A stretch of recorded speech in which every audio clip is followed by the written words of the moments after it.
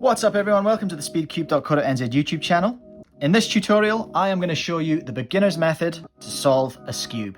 Okay, so the skewb is one of the WCA side events, and it is a corner twisting little puzzle. It twists on either 8 or 4 axes. I don't know exactly how to define axes, but there's 8 corners and it twists on all of them technically. Is that the same one? I don't know. You can argue among yourselves in the comments. That doesn't matter. What we're here to do today is to show you how to solve this thing. So I'm going to show you the beginner's method right now. It's super simple.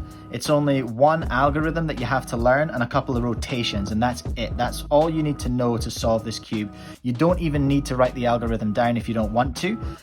There's a number of ways of remembering it, but I'm gonna just keep it nice and simple. The first part is intuitive.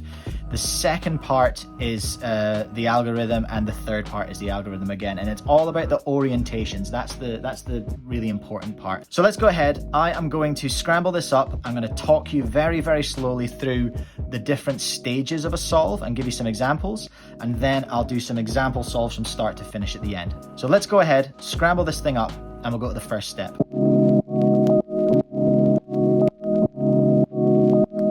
So I'm just going to hand scramble today, see what happens. It's all good stuff. Now, stage 1 is making the first face. I am going to start, because it's a beginner's tutorial, on the white side. It's generally how beginner's tutorials go. And look at that. Happy days. We have got one successfully placed white corner already. So we're off to a good start. Now, how do you bring white faces up to the top here? In this case here, it's pretty simple because we've got the white face up. The white face here is facing out, so just turning this way is going to bring that white piece up to the top. But wait! Green and blue on the same side? I don't think so. When we're doing this first layer, we're going to try and get these pieces all oriented in the correct way, and there is a trick around how to do that. Now, we're looking for a piece with blue. We know that for a fact, and the color that's opposite red, which is always, say it with me, orange. So actually the piece we're looking for is right down here. We've got the white piece on top. The white piece here is facing away from where it wants to go. So this is a nice easy schlurp up into this corner here. That was a super simple case. Now we are looking for a white piece with an orange face and the opposite of blue, which is green. Of course it is. And the piece is here. Now, we do have the white face with this facing away, but unfortunately, if we're going to turn this up here, ruh-roh, the white face is going to end up oriented the wrong way, poking out the side, and we don't need that. So we're going to put it back where it started, and this piece, we're actually going to tip onto its side, so that now when we bring it up, the white piece is on top, and we've got our orange sides facing the right way over here. Everything's good, all is well. Now, here we come to a slightly more complicated case, which is this fella here. Now, it needs to go up here, but if we just push it like this, it's not going to work because the white bit's going to be facing the wrong way. We need to twist it so that the white piece comes up. But uh-oh, that's going to knock this guy out of the way. Don't panic though, because we're going to twist this one the correct way so that we can orient it the right way to place in the top. And we haven't actually moved this one here, so it can come back up. So let me show you that again. So our piece here, we want to orient this the right way so that it can be brought up white face here. And we're going to move this guy out the way just temporarily so we can move this up and then put this one back. So the white layer is fairly intuitive. Let's do another scramble and I'll give you another example, see if we can find some more cases. But I think we covered most of them there. So this is one that just takes a little bit of practice. It's worth just practicing this part on its own to get used to how the skewb moves and where all the pieces go and what they do. Okay, perfect. So here we go. There's absolutely nothing correct in this white face so far, so we might find some good stuff here. Let's go with the low-hanging fruit first of all. We can twist this one up to give ourselves a start. There we go. Doesn't matter which one goes in first because that's going to dictate which is the next piece that we solve. Now, we've got blue and orange, so let's go looking for a piece. Aha! Ooh, perfect. We have got the other white with blue piece here, but it's oriented the wrong way. So first of all, let's take it out of that layer, as it were. I don't know if there are layers on a skewb, but let's go with layer. So it started here. I'm going to take it down to the bottom, give it a little twist. There's nothing we have to worry about wrecking in the top layer here because there's nothing solved. And then put it up there to meet its friend, and there we are. There's all the blues. I think we're in luck here, people. We are looking for a white piece with red. It's down here and it is oriented the right way, so we can just push that one up to the top. Oh my gosh, this is great. Now that's left us with this one, which can come up here as well. That was actually a really easy solve. Let's do one more of that layer just to give you a look at it. Okay, this is good. We've got two incorrectly oriented here, so this might give us a little bit more of a challenge. Right, let's bring up this one to start with. I'll just remind you, this is not how to speed solve a skewb. This is how to first time skewb solvers. This is for you. This is how you do it the first time, and how you get used to the puzzle and do your first solve. So we brought this one up with blue and orange. Here's the one with orange, and obviously the opposite of blue is green. So we want the green bit here, we want the white bit here, we want the orange bit here. But this ain't gonna work, so this needs to come out of here, rotate, and come back in. So what we're gonna do is take it out of the top layer. In this case, we're going to pull this one back so that the white bit is ready to move up beside its friend here. We've hit the jackpot because now this one can move up into this space because this is the piece with the green on it, so that can come up here. And then we've done it again, people. This white piece is ready to shift up into here. So I'll just show you this case again. We've got this fella chilling in the top but misoriented. So we want to take him out. Then shove this one out the way, pull this one up, and then bring this one back to where it started. This stage of the puzzle just takes a bit of practice. It's not algorithm based, it's intuitive. So it takes practice and it takes learning how the puzzle works to figure that out.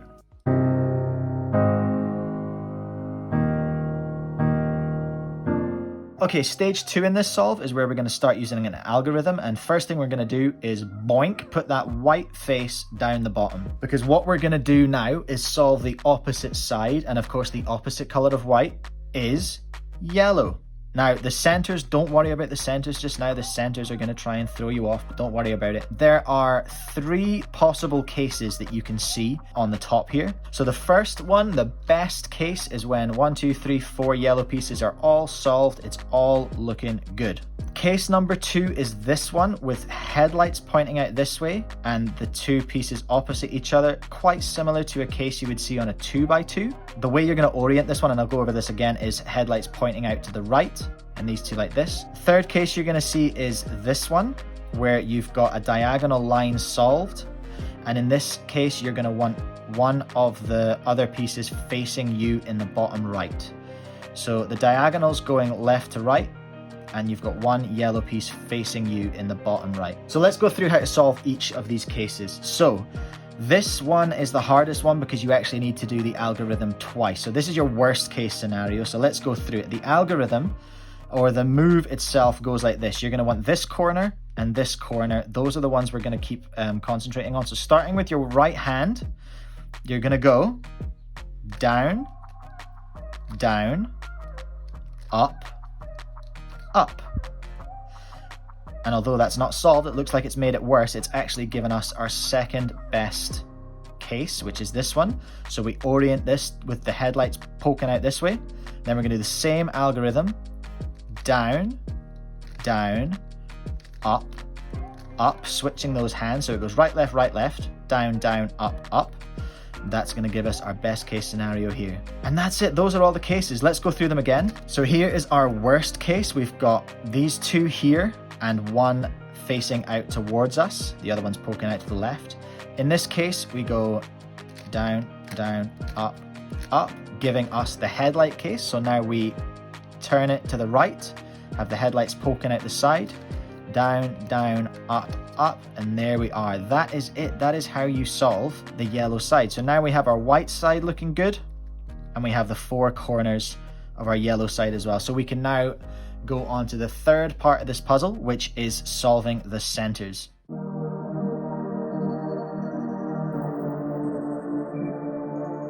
Now this is great. We're starting with a pretty horrible case here because we are going to do the same algorithm that we've done before, and the way it goes is we go down, down, up, up, and then we rotate the puzzle 180 degrees, and we go down, down, up, up again. And what this does is a rotation of pieces. It takes the back one up to the top one down to the front, and sends the front one right in the back. So it rotates those pieces around, kind of like is it a U-perm on 3x3? So in this case here, and remember this is a beginner's method, there may be a better solution to this that I don't know about yet, because this is the only method I know. But what we're gonna do here is we're gonna look for a piece that we can move into the correct spot. And what I can see here is that we can bring the green spot up to here. That's gonna move the white one round and the orange one round. We can bring the orange one up, which is going to move yellow around. There's nothing good we can do with this. It's pretty ugly. So anyway, I'll use it as an example because I'm going to get to show you the algorithm a few times. So I am putting the green face on top, and I want to bring the green center up into this space. So the green center is at the back when I start this algorithm. So here we go. Down, down, up, up. Now turn the cube round 180 degrees and do the same thing again. Down, down, up, up. The green is now in the top, happy days, but we still have an issue to solve, which is not too bad. We're going to bring this orange piece up to the top here. The same move is going to send the yellow piece down here, and it's going to bring the white piece round to the back, and then the cube's going to be solved. So we are looking for the orange piece to be in the back because we're bringing it up into this space. So we do the algorithm again. Down, down, up, up. Turn the puzzle 180 degrees, down, down, up, up. And what do you know? We have solved a skewb. So those are the three stages. One algorithm with a couple of different orientations and variations and rotations, but there's nothing much else you need to learn. Right, let's do some example solves to help bed that stuff in.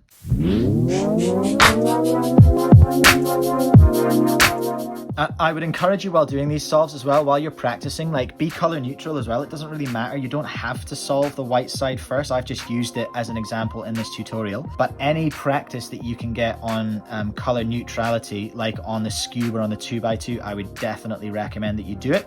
It's just good for your brain, and it's only going to help your 3x3 color recognition and stuff like that as well. Okay, so looking at this now, I can see one white piece in place with an orange side. Another white piece is here with an orange side. I'm going to knock it out, twist it and put it back up here.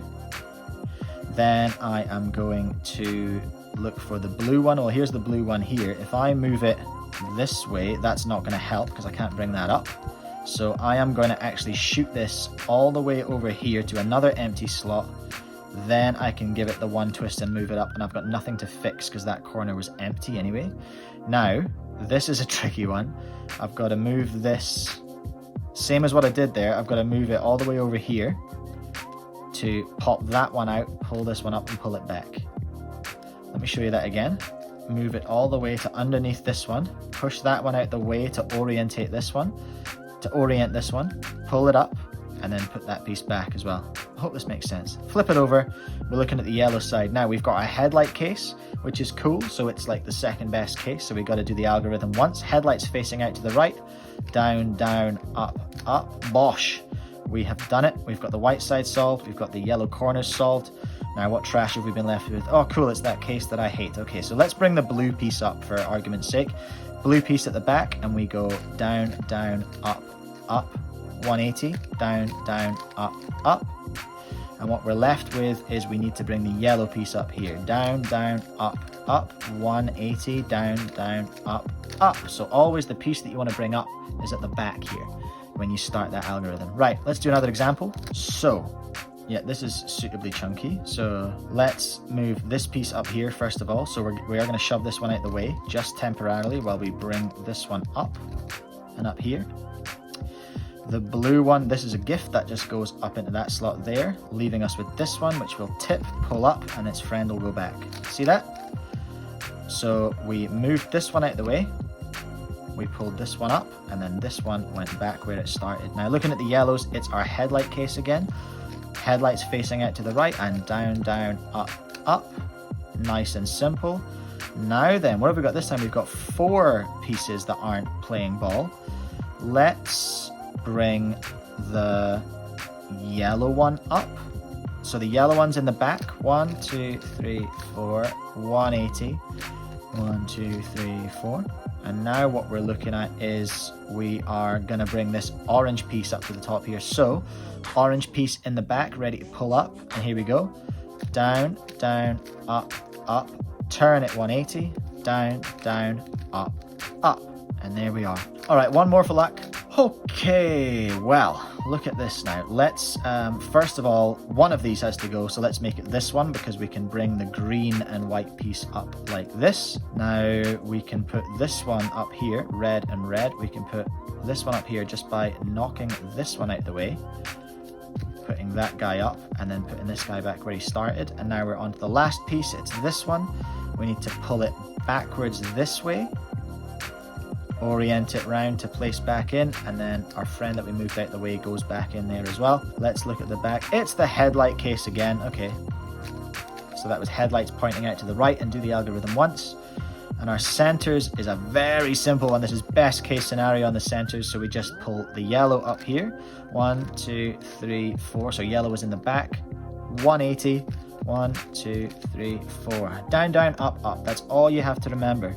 So there we are. That is the beginner's method, the easiest method to use to solve a skewb. It's not the fastest, but it is how you are going to get your first solve on the skewb.